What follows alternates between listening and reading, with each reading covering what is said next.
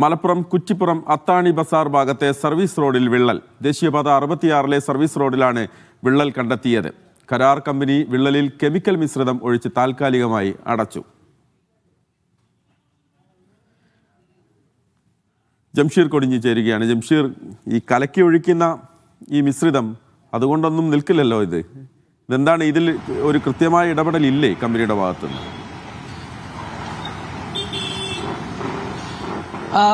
നേരത്തെ നാട്ടുകാർ ഈ വിള്ളൽ നേരത്തെ തന്നെ ചൂണ്ടിക്കാട്ടിയിരുന്നു. പക്ഷേ കമ്പനി അധികൃതർ വേണ്ടത്തിലുള്ള നടപടി എടുത്തില്ല എന്നുള്ളതാണ് നാട്ടുകാർ പറയുന്നത്. നേരത്തെ ഇത് 20 മീറ്റർ ആയിരുന്ന ആദ്യഘട്ടത്തിൽ, പിന്നീട് അത് 150 മീറ്ററായി വ്യാപിക്കുകയും അതിന്റെ വിള്ളലിന്റെ വീതി വർദ്ധിക്കുന്ന ഒരു സാഹചര്യം ഉണ്ടായി.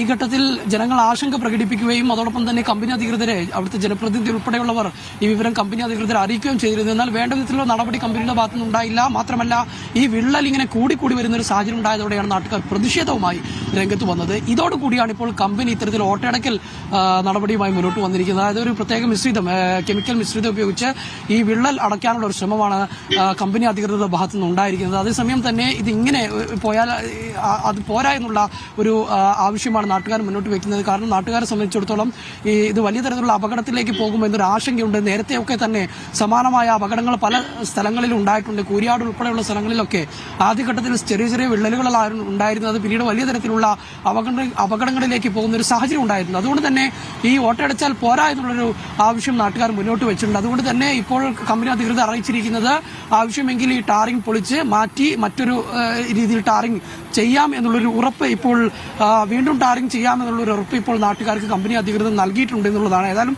താൽക്കാലികമായി ഈ വിള്ളൽ അടയ്ക്കാനുള്ള ഒരു ശ്രമമാണ് ഇപ്പോൾ കമ്പനിയുടെ ഭാഗത്തുനിന്ന് ഉണ്ടായിരിക്കുന്നത്.